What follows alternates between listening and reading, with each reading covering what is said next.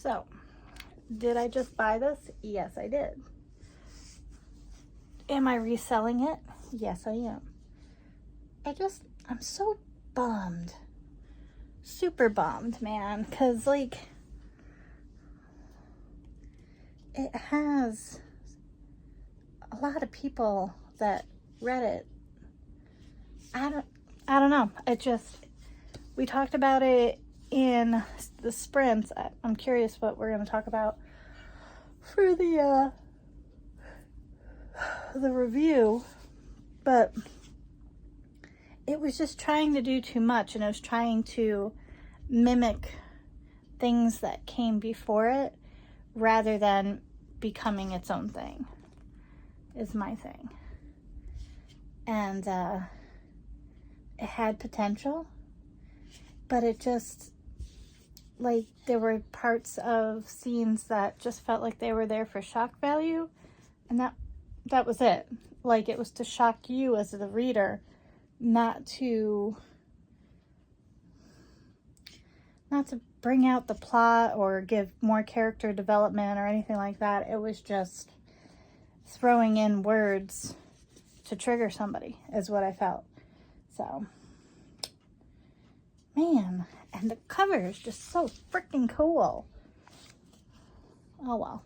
So I just got off the phone with B, and if I didn't love the Wallflower series as much as I do, and knowing that I'm going into another part of Lisa Kleypas's world in January, and I have the Christmas book for December, I would have DNF'd this one. Scandal in Spring. There's no scandal. Okay? So I'm gonna rant here, because I already did it to B, and I'm still mad, and I'm halfway through, well, almost halfway through, and Daisy deserves better. What? Like, you're not even trying, okay? I'm so mad at her friends. I'm mad at her sister. Like, I understand her sister's, she's preggers. She had a miscarriage. So she's trying to be safe with the baby. And I get that. I do. Okay, so even if we take, again, the magic, okay? If we take that off just because it's dual timelines and there's two love stories, and okay, fine. So we'll take that off. So we'll go with the actual Wallflowers. All right, Annabelle, freaking, she had a stalker. She was older, trying, and then, going to all these balls and all, trying to find a husband.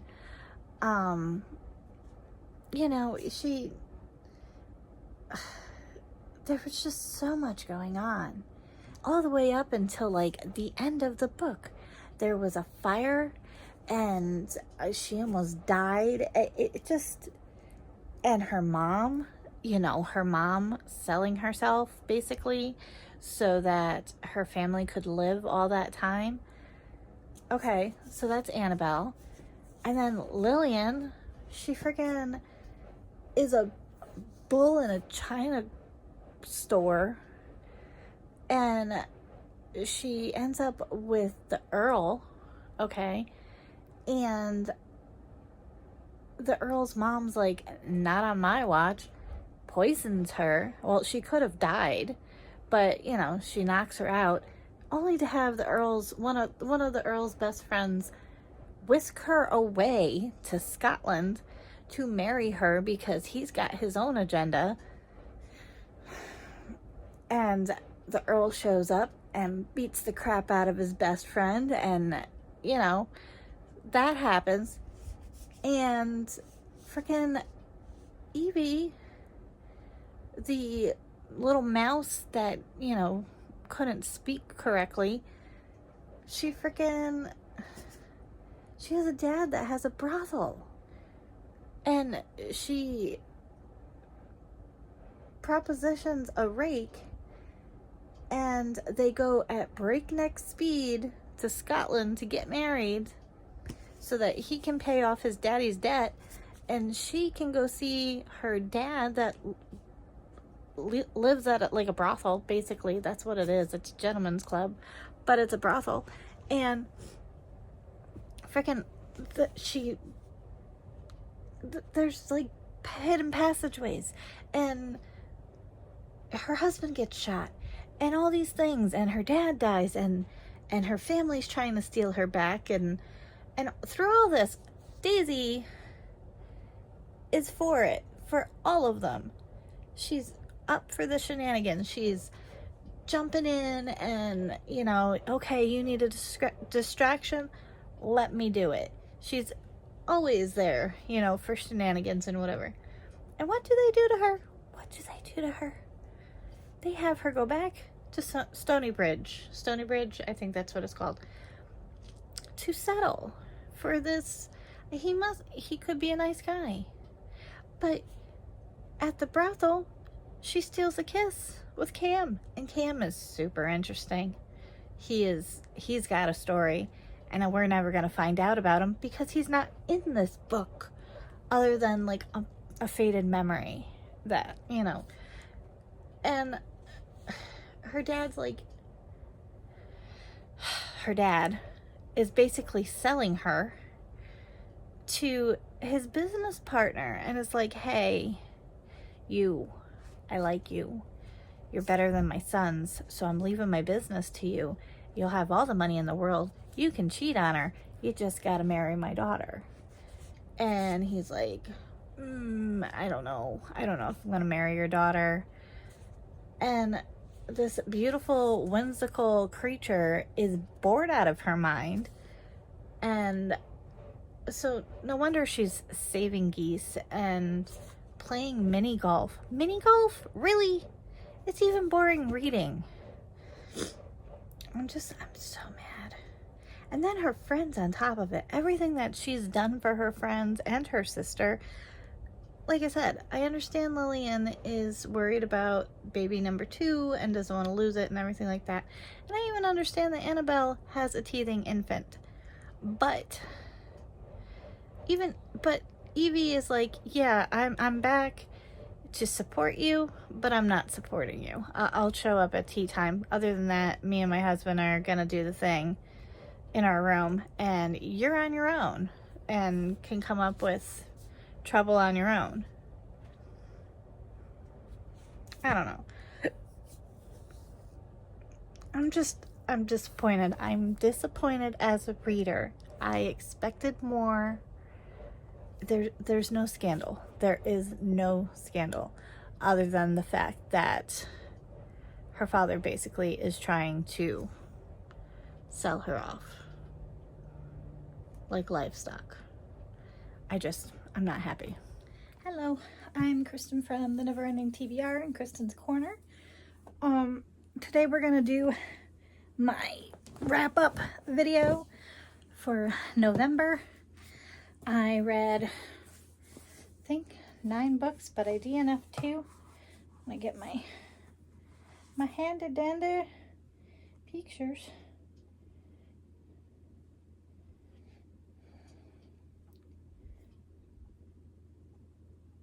Okay.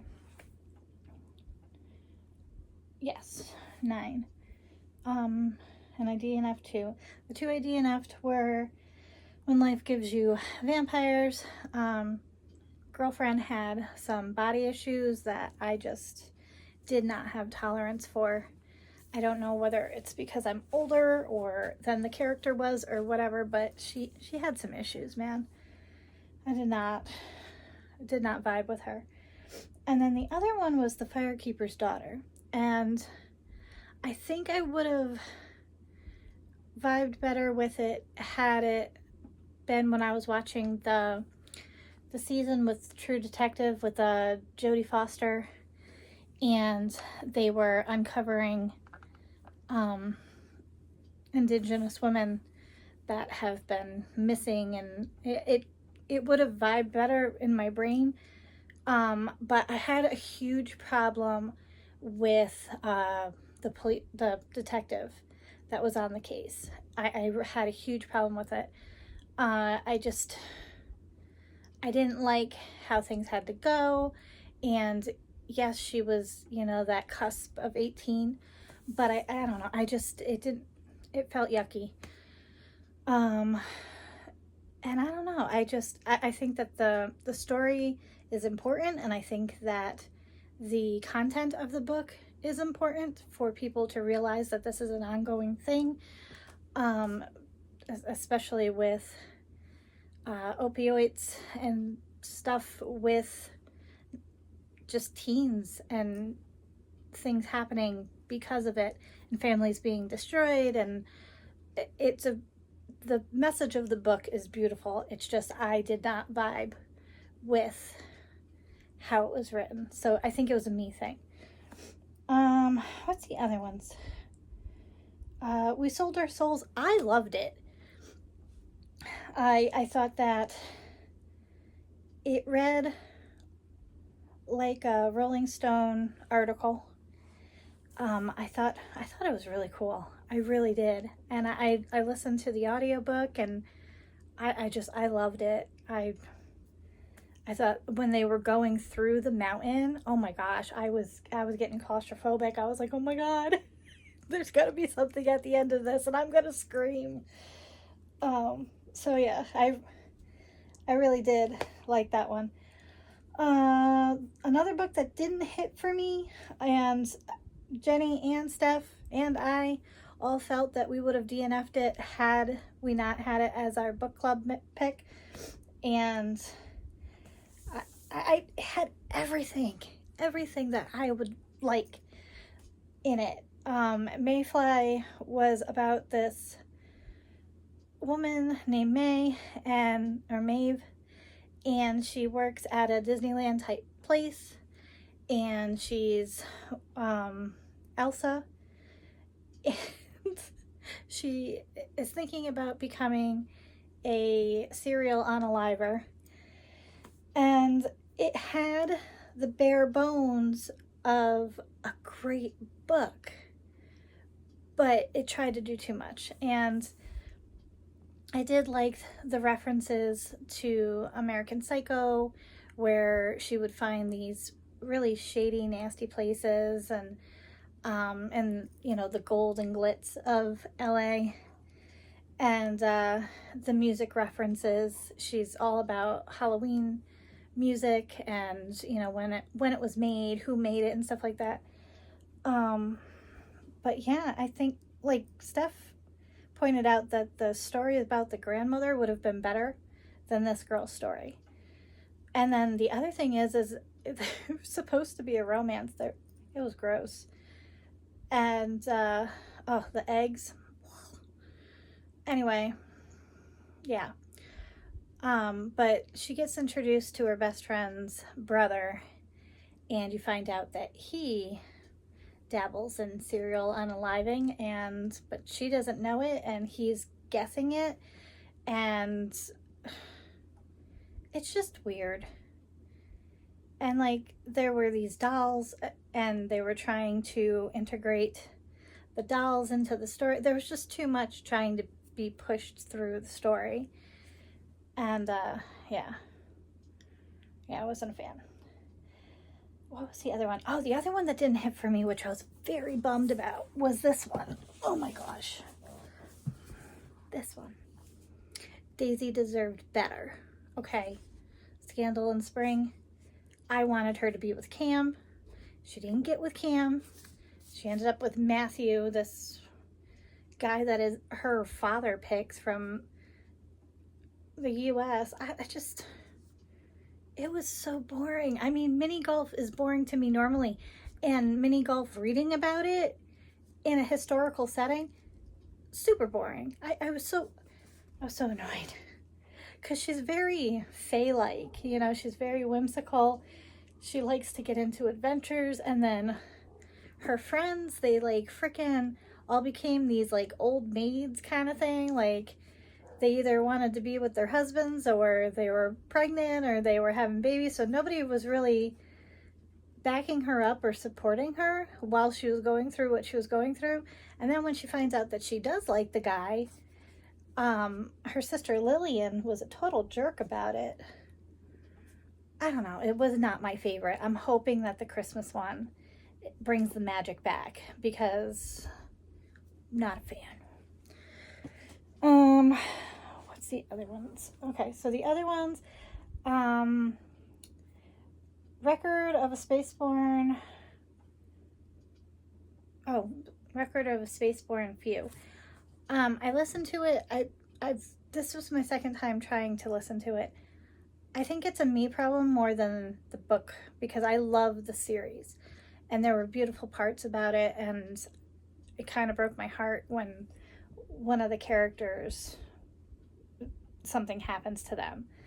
And it was sad. You know, they were trying to turn their life around and start something new. And so anyway, but yeah, I think that was a me thing. And then the other one and then the other three I loved.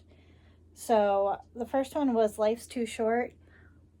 That was gorgeous. It's about a YouTuber who thinks that she has a some kind of not chronic illness, but something that's killing her, basically. She doesn't know if it's cancer or whatever, but something happened to her mom and I think an aunt, and she's like, I know it's gonna happen to me too.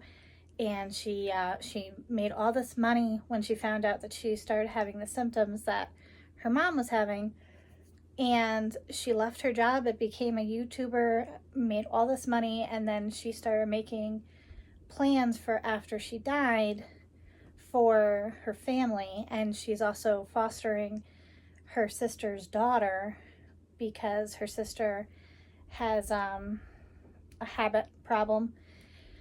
And it starts off with the neighbor, the guy, hears the baby crying, and he plans on having his girlfriend over, and he wants some alone time, but the walls are paper thin.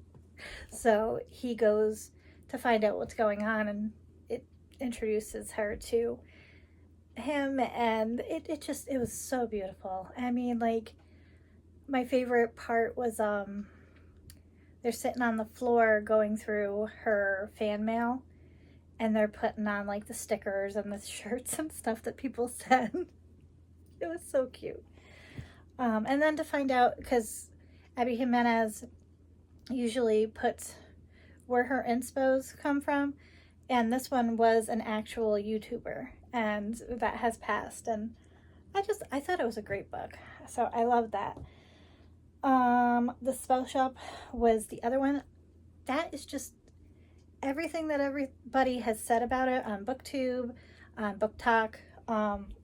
It's super cute, and it's so cozy, and I love the plant. The plant is my favorite character. I don't want to give too much away, but it was so beautiful how the community... Why are you knocking on my window? How the community came together. That was my dad. And then my last one, which Steph and Jenny have been on me to read. I finally got to it. I listened to it on audiobook. Listened to it on audiobook. Oh my God, it's so good. I recommended it to one of my best friends, and she was play-by-play texting me while she was listening. And that's Lights Out by Nevessa Allen. So good. It is so good. It's dark. It's dark. But if you don't fall in love with Josh, we can't be friends. Allie, but Josh, you gotta be totally on board with him. I loved it. Absolutely loved it. It's about a guy that makes thirst traps on TikTok, and he wears a mask like this. He actually is inspired by, I think the Nevessa Allen said, Jason, Ghostface, this guy, And, oh my God. Somebody else, I think her husband. I don't know. If I find the TikTok, I'll put it down below, but I don't know if I have it. But yeah, so anyway, he makes their straps and whatever. And come to find out, he's also the roommate of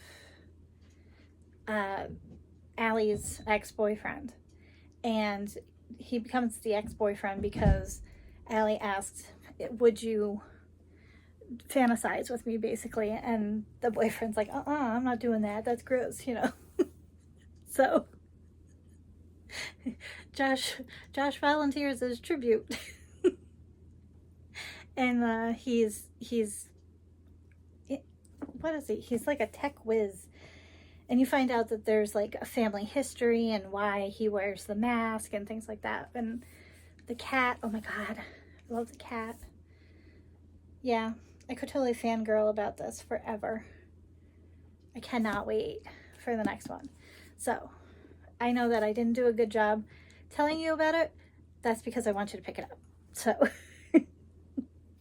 or at least put it in your earbuds, because it's a wild ride, literally, at some points. And I think she's, what was she, a nurse? Yeah.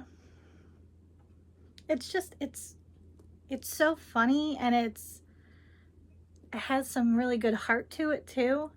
And then it's dark, and then there's a guy that gets unalived, and you find out that she has ties to the mafia kind of thing, and you got to get rid of the body. It was awesome.